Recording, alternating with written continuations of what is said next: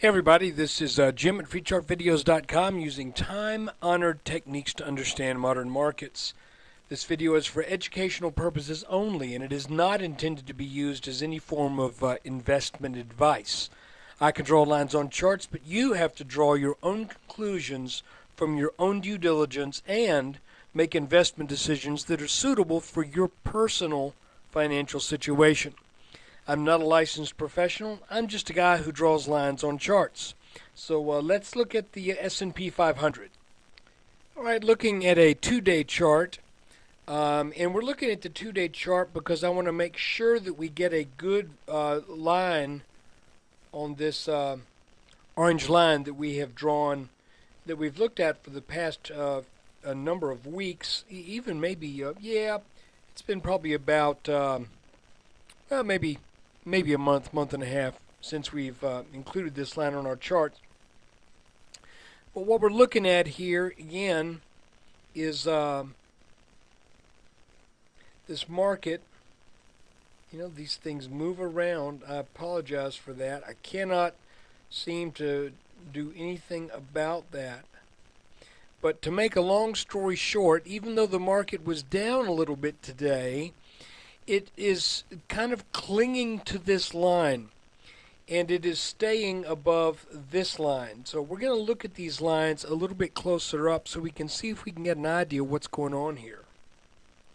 Okay, looking now at an hourly chart, we can see that the markets were in an ascending channel, very narrow, by the way. This was a skinny little channel here, and now today, the S&P worked its way out of that to the right, but just kind of went sideways. And I'm looking at a couple different things here. This is sort of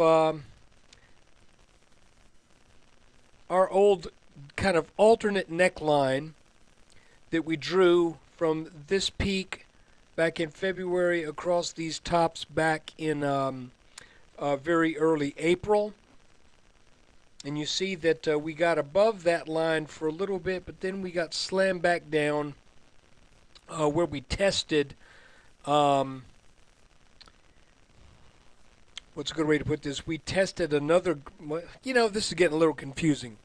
Let's just put it this way. Let's look at these blue lines instead. Pardon me for getting a little off track there. It's just there's a lot going on in this chart. So let's look at really what is the most important and immediate thing.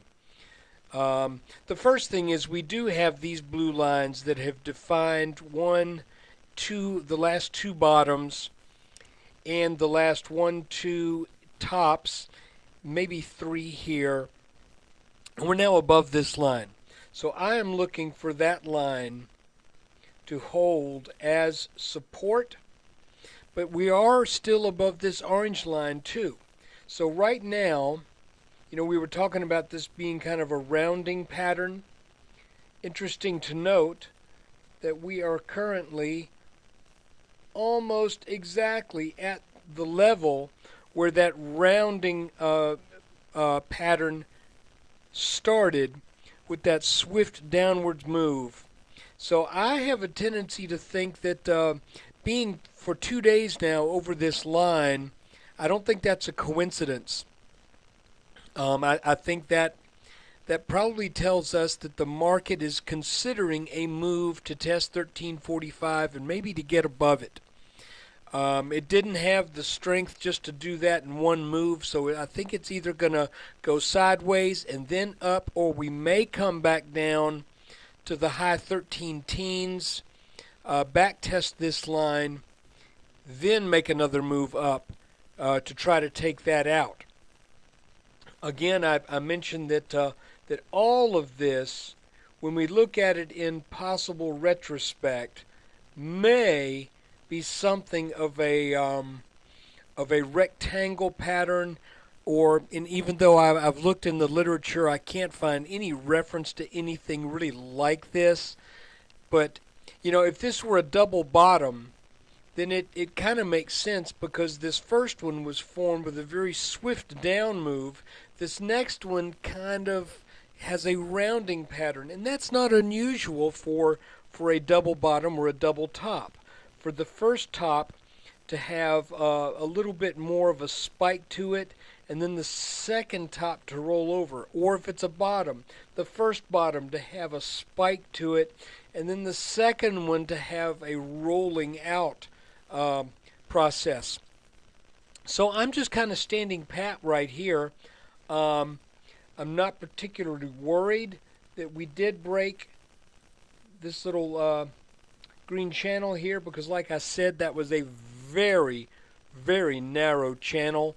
That did not hold much chance of going for much longer, I don't think. And the fact is that we got over this blue line, which is technically significant.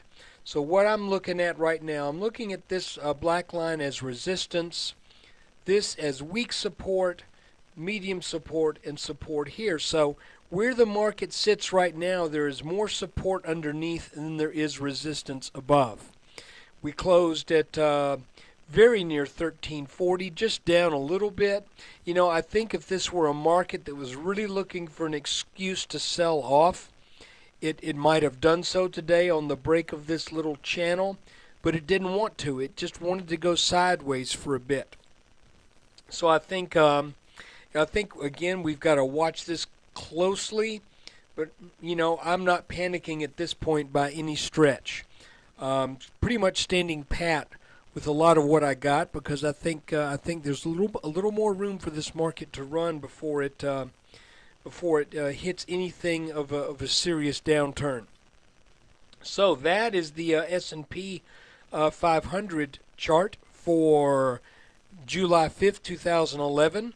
And I want to let you know I'm going to be putting up another video a little bit later today on the dollar index, because the markets have been running kind of inverse to the dollar, and the dollar chart is very interesting, and I think it deserves a video of its own. So look for that later today or early tomorrow. So look, take care. I appreciate you looking at this video. When you get a chance, please come visit at freechartvideos.com, where we use time-honored techniques to understand modern markets. Thanks.